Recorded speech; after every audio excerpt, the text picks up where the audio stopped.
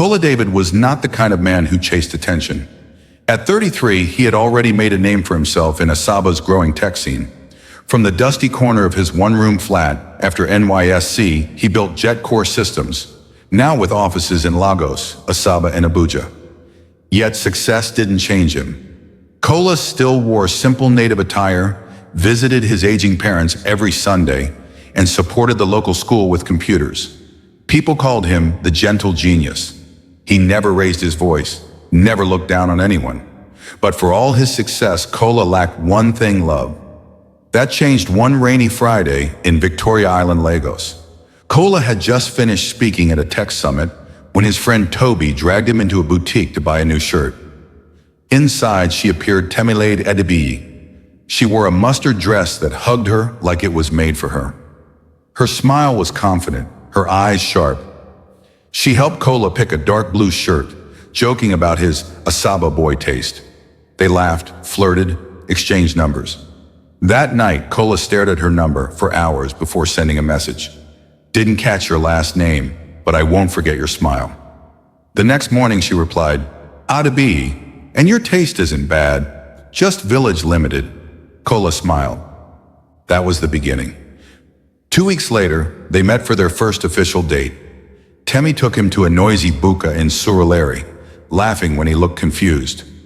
"I know you're expecting intercontinental cuisine, but today we're eating amala, no CEO treatment." Kola laughed too. She was bold, unfiltered, and confident, unlike the women he was used to. Something about her stood out. She didn't flinch at his background, or so he thought. He began to fall, hard. In the months that followed, Kola and Temmy became inseparable. He sent her flowers on her birthday. She surprised him with a custom bracelet engraved, "My Tech King." They texted daily. She called him "my person." Kola opened up to her like he had never done with anyone about his fears, the pressure of success, his late elder brother. She listened, or at least pretended to. Temmy worked as a sales rep in a boutique, and while her salary wasn't much, Kola didn't care. "Money doesn't define value," he once told her. When she shared her dream of owning a luxury fashion house, he offered to help. Within 2 months, he wired her funds to start an online line. Temmy Lux. 6 months later, Kola introduced her to his parents. His mother, Mama Ngozi, was impressed at first. Temmy smiled politely, served food with 2 hands, even greeted the elders kneeling halfway. But later that evening, when she thought no one was watching, she hissed softly when Mama Ngozi asked her to help in the kitchen. Kola noticed.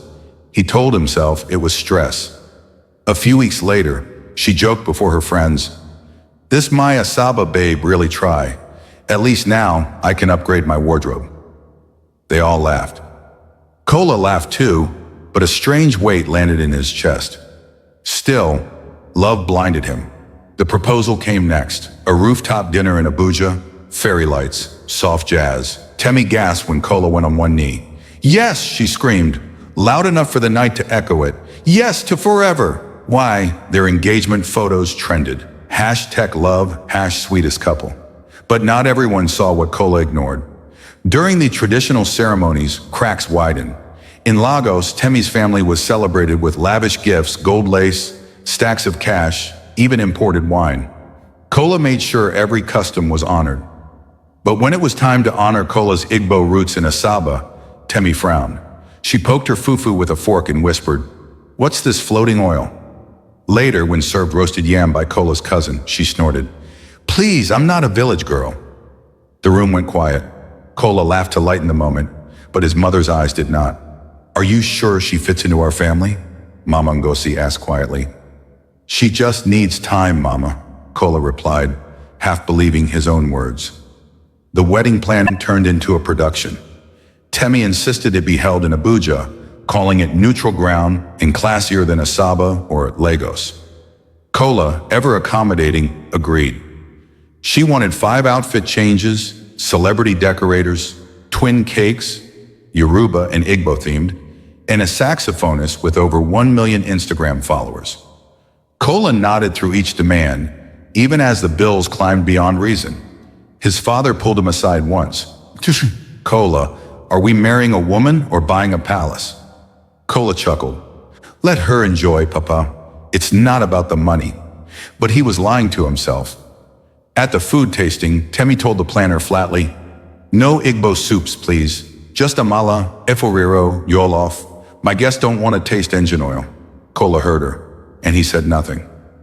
The night before the wedding, their hotel was alive with noise. Family members checked in, tailors adjusted clothes, makeup artists dashed from room to room. Everyone was excited.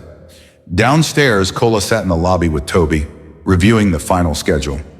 You're not even shaking, groom-to-be, Toby teased. I've waited for this too long, Kola smiled. Tomorrow, I marry the woman I love. But upstairs, something else was unfolding. Mama Ngozi had been in and out of Temmy's bridal suite, trying to help checking snacks, handing wrappers, offering support. But each time she looked at Temmy, something felt off. Her smiles were stiff, her laughter forced. My daughter, you don't seem excited, Mama Ngozi said, touching her shoulder. Ah, it's just tiredness, Mummy, Temmy said, her voice bright, but her eyes hollow. Later that evening, Kola stopped by the suite with some fruits and drinks. As he reached to knock, he paused. The door was slightly open. Inside, he heard laughter, Temmy's voice and two others. Finally, I bagged a tech millionaire, one friend giggled. Temmy laughed. From boutique babe to lecky wife who go believe? Kola smiled faintly. Girl talk, nothing strange. He knocked. The girls quieted. Temmy ran to him and hugged him.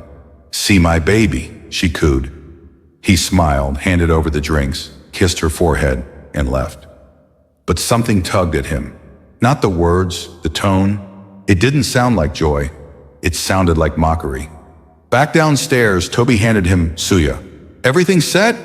She looks tired, Kola replied. But, yeah. He stared at the ceiling that night, one hand over his chest, trying to silence the growing ache inside. Tomorrow was the big day, and he told himself again, she loves me. The sun rose early over Woosh the second, pouring light into the grand church decorated in soft gold and white. Everything was ready, the flowers, the choir, the ribbons, the guests in asoebi shining like stars. Kola stood near the altar, composed in a black suit. He greeted his uncles, smiled for photos, and nodded politely. But inside, a storm was building. I need to ease myself, he whispered to the wedding coordinator, and quietly slipped out of the church. He climbed the stairs at the hotel instead of using the elevator. His hands were trembling now. As he passed the hallway leading to the bridal suite, he heard the familiar laughter again. This time the door was ajar, wider than last night. Temmy's voice rang loud and careless. I beg, let me enjoy this money first. 1 year and I'm out. The girls burst into laughter. Kola froze. I didn't come to this world to suffer, Temmy added. Her friend chimed in. You Seth, you don't even like Igbo men. Temmy laughed again, sharper this time. Can you imagine? Me, marry one for love? This one even has an accent. Please, I'll endure it until my fashion house is up and running. Dio's already begging me to come back. Another voice hesitant. Wait, Dio, the same guy who... He's changed, Temmy replied. And I still love him. Always have. This marriage? Not stepping stone.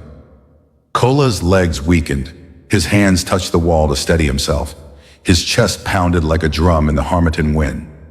He backed away slowly, quietly, and slipped down the stairs. Behind the flower truck outside the church, Kola sat on a cement block, staring at nothing. He dialed. Toby, he whispered when the line connected. Guy, where are you? Pastor is almost ready. I heard everything. What? Temmy doesn't love me. She's using me. She still loves her ex. She's mocking my family. Said we're bush people. Silence. You're sure? Toby asked softly. She said it clearly, with her chest. I'm coming, Toby said. Kola ended the call. He didn't cry, not yet. He just sat there, hands shaking, the entire world crumbling inside his chest.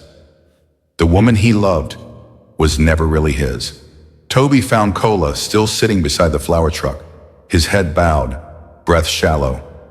The joy of the day had died before it even began. "I wasn't even looking for anything," Kola muttered. "Just needed to pee." Then I heard her. Toby didn't rush him. He just sat beside his friend and listened.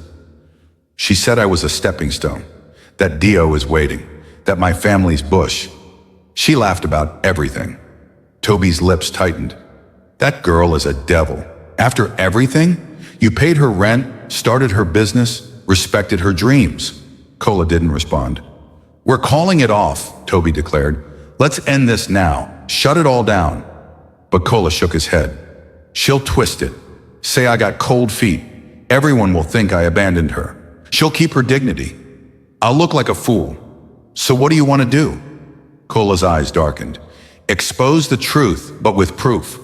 A plan began to form. Toby returned to the hotel dressed down in a polo and jeans with a camera hanging around his neck. He knocked on the bridal suite, smiling as he stepped inside. "Hey ladies, quick behind-the-scenes shots for the wedding vlog. It'll only take 5 minutes." The girls laughed. "Toby the cameraman, oh." "Let's pretend you're already 1 year into marriage," he suggested. "Living soft, rich wife life." They all clapped and posed. Temmy raised a glass of juice and shouted, "Cheers to freedom." Toby recorded it all. "I endured the accent, the family, the village food. Now I'm finally free," Temmy said dramatically, twirling her scarf. More laughter. But as they played, truth began to seep through. "No more of that bitter leaf engine oil soup," Temmy joked. "I can now go for a real man, not this bush boy. Just get me the papers in my boutique, then Dio and I bounce." Toby slipped out quietly. The tiny voice recorder he'd hidden under the makeup bag kept rolling. 30 minutes later, Toby met Kola behind the hotel.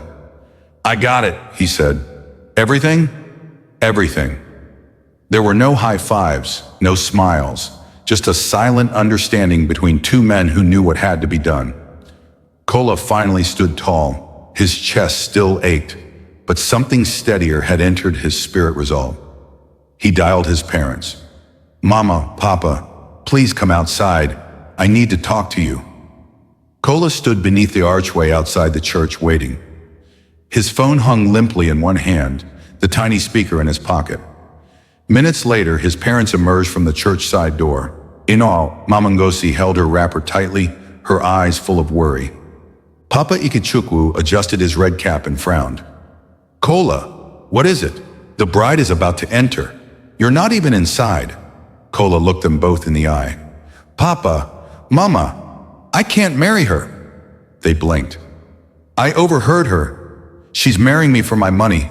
She still loves her ex. She mocked you. She mocked our food. She said she's counting down to divorce." Silence. His mother's eyes watered. His father's hands balled into fists. "I'll speak to the pastor now," Papa Ikechukwu said, already turning. But Mama held his arm. "Wait," she turned to her son. "Let her be exposed. Let her fall in the place she planned to rise." Kola hesitated. "Mama, you're not a coward," she said. "Let everyone hear her own words.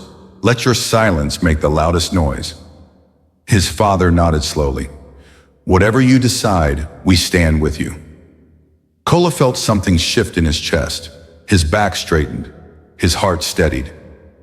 He nodded once. "Thank you." He turned and walked back inside the church. The sanctuary was full. Cameras clicked. A soft love song drifted from the choir. Friends, relatives, strangers, all dressed in glittering lace and velvet looked on, smiling. The music changed. Temmy entered, radiant in white. Her veil shimmered. Her smile gleamed. People gasped. Kola stood by the altar, still as stone. She reached him, took his hand, leaned in. "You didn't smile when I walked in," she whispered. He said nothing. The pastor beamed. "Today we gather in love to witness the union of—" "Excuse me," Kola said, calm, clear, and loud enough to hush the room. The pastor blinked. "Yes." "Brother Kola?" Kola turned to the guests, then reached into his pocket. He placed a small speaker on the pulpit and pressed play. Temmy's voice erupted through the church. "Let me enjoy this money first. 1 year and I'm out. The room froze. This one even has an accent. I'll endure it till my fashion house opens. Dio is waiting. Gasps. A fan dropped, a phone slipped. Temmy's parents paled. She turned toward Kola, her face white beneath the makeup. It's not what you think. Don't, Kola said gently. He tore the wedding contract in half. I loved her, he told the room. I honored her. I respected her family. But what I got was deceit, mockery, a plan. Temmy reached for him. It was just talk. I didn't mean... Kola stepped away. I am not a fool, he said, and I won't become one today. Then without a word more, he turned and walked slowly down the aisle. No shouting, no drama. Just silence, the kind that echoes long after truth has been spoken. Temmy stood frozen at the altar, her bouquet slipping from her hands, forgotten. Around her, the decorated church turned cold. Not in temperature, but in spirit. There were no gasps anymore, just eyes. Hundreds of eyes watching her, judging, some in pity, many in disgust. She turned to look for her friends Sade and Ronka, but their chairs were empty. They had vanished. Her mother sat stiffly, lips pursed in shock. Her father, Chief Adebiyi, didn't move. Then slowly, without saying a word, he stood up, shook his head, and walked out of the church. Guests followed. Some didn't even look at her as they left. Others gave long stares, the kind reserved for disgrace. Nobody clapped, nobody consoled. Nobody whispered, "It will be okay." Temmy stood alone. Outside, Kola climbed into his cousin's car. His mother held his hand gently. His father sat in silence. Toby slid into the back seat, placing the speaker beside him like a weapon that had finished its work. No one spoke on the drive to his cousin's house, but the silence wasn't heavy, it was sacred. His cousin, Uzo, welcomed them at the door.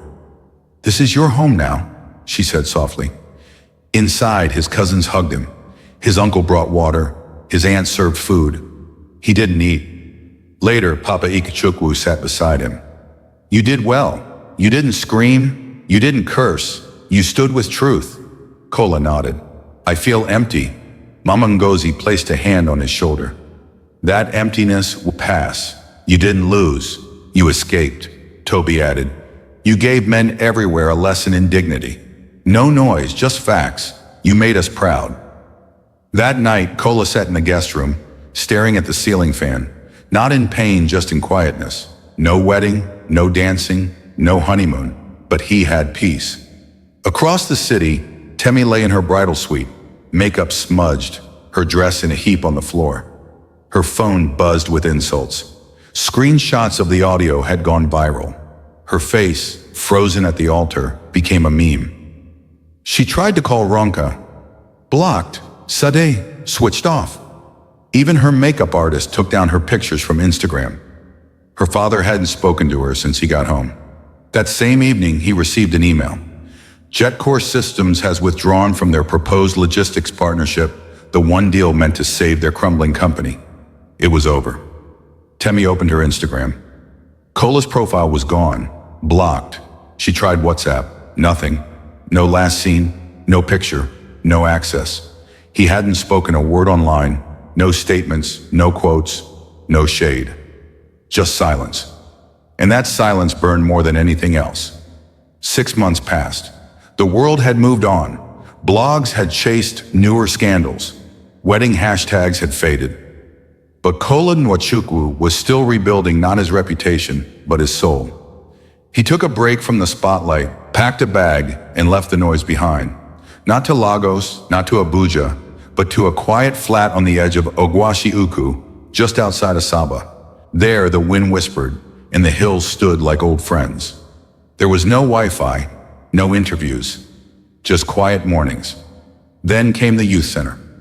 A cousin mentioned it casually. "They need help setting up computers for the kids." Kola volunteered. He didn't wear suits, just jeans and calm.